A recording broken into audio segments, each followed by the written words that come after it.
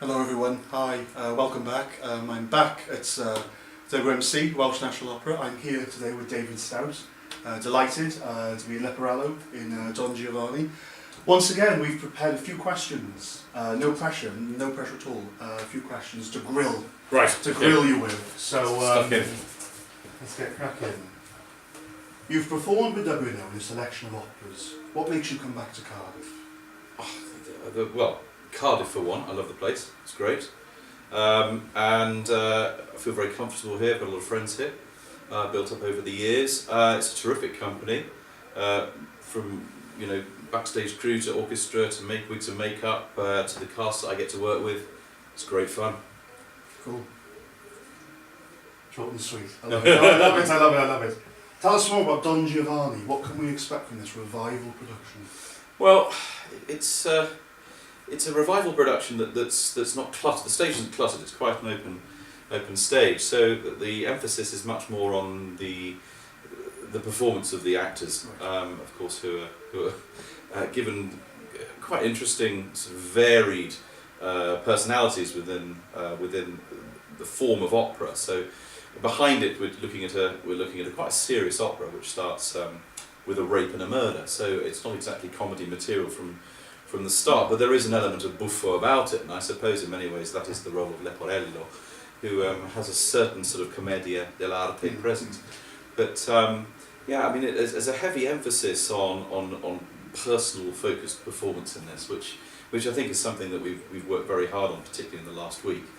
And what do we have to look forward to? Well, a lot of fantastic tunes, some fantastic orchestral playing, some very, very dark, menacing moments of Mozart, and some very, very light, almost Handel-esque, if you will, arias, particularly from the higher voices. And hopefully something that's just going to grab people's imagination and entertain them for the 3 hours or so that we are on stage. Cool, right. And you've prepared your famous Liszt song. Well, that's right. I mean, the book, the catalogue, which is made famous by this opera, of course, and of course an aria that's used an awful lot in auditions and competitions. And for me, it's probably actually one of the hardest pieces of the opera because it's so well known, and so many great artists have gone before me, far greater than I, who've performed it to a very high degree. So of course the pressure's on. I think my colleagues feel that with a lot of their sort of standout arias, that they are moments of stillness in many respects that are actually very, very technically difficult. So yes, hopefully my tongue and teeth will coordinate to produce the correct combinations of women in different parts of Europe. Cool. Okay, cool. You created the role of Figaro in Figaro Gets a Divorce. Yes, I did. Amongst other new roles under your belt, what makes contemporary opera so appealing? Well, you're given a clean slate for a start. I mean, provided it's under the jurisdiction of the director and of course the composer. You are really given a clean slate, and I was very fortunate not only to perform Figaro in Figaro Gets a Divorce at Welsh National Opera, but I also did it in Geneva last year in a similar format. And the great advantage of revisiting a role like that, which I have done in a few contemporary operas, is that you can just take it to the next level or a greater dimension, because your understanding of the opera and the environment you're in is so much more heightened and advanced. So yeah, I mean, I also did The Merchant of Venice, which started out in Bregenz. David apparently commissioned it good 4, 5, 6 years ago in Bregenz. And then we brought it to Cardiff, and the same thing. Again, you can take it to the next level and then build it and work on it and tighten it, and eventually we took it to Covent Garden as well. So that was incredibly exciting. So yeah, I mean, the contemporary opera, provided that you don't feel that you're being betrayed in any way by the composer or otherwise by director, but it's very exciting. Always a good thing. Oh, absolutely. Cool. Well, how do you prepare for a performance? Do you have any interesting rituals or warm-ups? I think as I get older, I probably am honing in on various ways of doing it. I mean, it really largely depends on how you feel when you wake up in the morning. I mean, a lot of us singers, we don't wake up feeling great. I mean, depending where in the world, we may have just got off an aeroplane, or we may have travelled a great distance to get where we are, and you know, altitude and different environments and pollen have a huge impact on our physiognomy and our nasopharyngeal passages. So you know, I take advice from a lot of people, and I tend to drink plenty of water, which of course has a knock-on effect later on in the day. But keeping you know, hydrated and making sure that you're well nourished is a vital part of it. I'm not going to say for 1 minute that, you know, it's like running the 100 metres in the Olympics, but actually we are athletes, and we do burn a lot of calories out there, and especially over a 3-hour period. I mean, I have a device for monitoring my heart rate during performances, and I mean, providing I can wear it because it's under costume, it's quite alarming to see just how many calories you burn, what your heart rate does during these performances. So yeah, you do have to look after yourself. I mean, we get through an awful lot of water during the performances themselves. So pre-match warm-ups usually involve a little bit of singing. Lower voice helps; you don't have to quite warm up quite so much. But making sure that all this is, you know, in good shape to walk out there. You do get that when the adrenaline kicks in. You do tend to go a bit dry. So it's learning to deal with that and not to worry too much. And I think as I've done more and more in my career, I've learned to think, actually, that's okay, that's normal, as opposed to I need to do something about this. If I may, it's been announced that you're playing Napoleon. Oh yes, War right. and Peace. Are you excited? Yeah. I put that in last night. Don't ask me an awful lot about it, because No. I'm still waiting to see the edition. But I've done a little bit of work on it already, just to find out what's going on. And the irony is, actually, when I was I can't remember what it was, maybe a year or so ago, I was in this very same dressing room, and during the intervals and during the breaks and during the war, I was actually watching the BBC War and Peace before it'd been announced. So coincidentally, yeah, I mean, it's a terrific role, and I've listened to it on various recordings, and it seems like a very, very exciting project to be involved in. Yeah.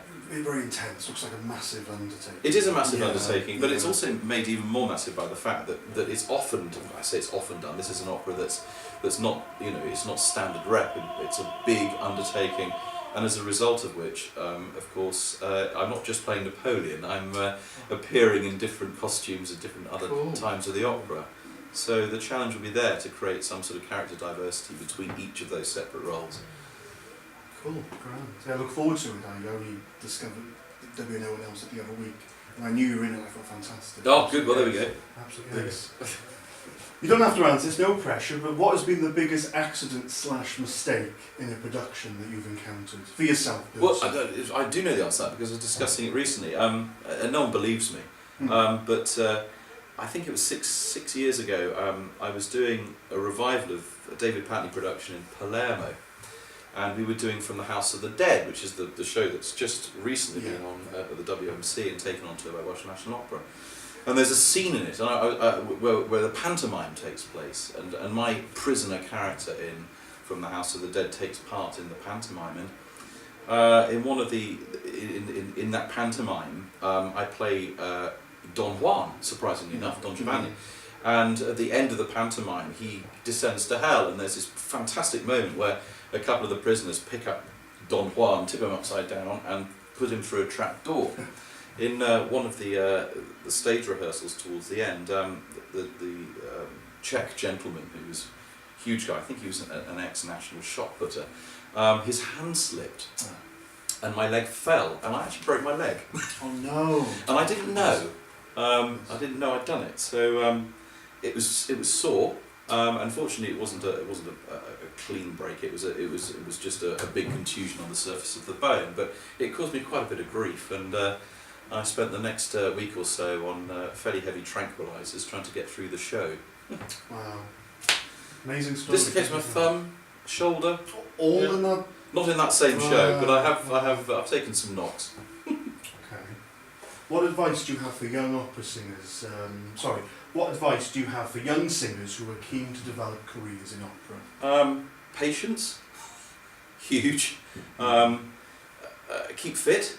I mean, you know, nowadays the demands on a singer are just as physical as they are mentally and vocally. Research the opera as best you can, come in with an understanding, but don't necessarily laud it.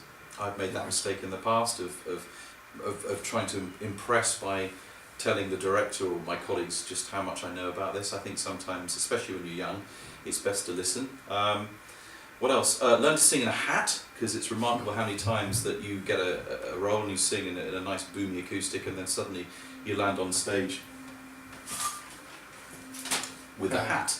Nice. So learn to do that, and basically be very flexible to ideas. Don't come in with a preconceived idea of what you should be doing, but be responsive to suggestion. In terms of the vocal side of it, allow the voice to develop by its own strength. There are wonderful coaches in all companies who will give you fantastic advice as and when and how you should deliver. But there's another thing you've got to remember is that nuance is terrific in music. It's wonderful.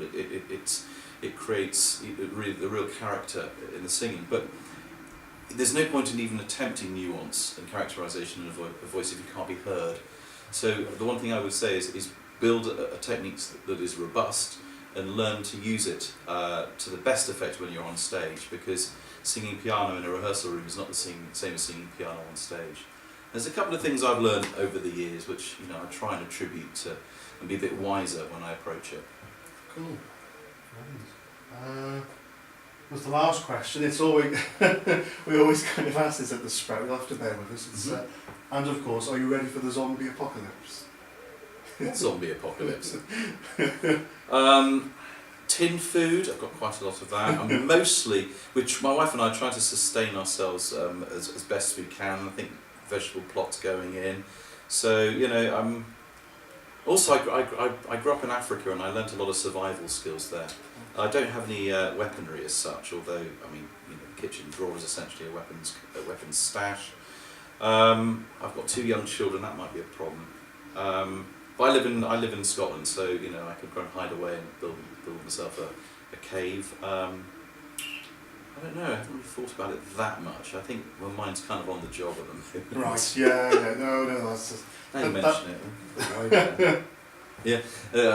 That's something we always grow by and we got on, but that's kind of become a meme of ours. But yeah, that's it. Thank you very much. Absolute pleasure. Absolute pleasure. Toy. Thank you very much. Thank you. Cool. Don't say break a leg. No, I wouldn't. Happened before.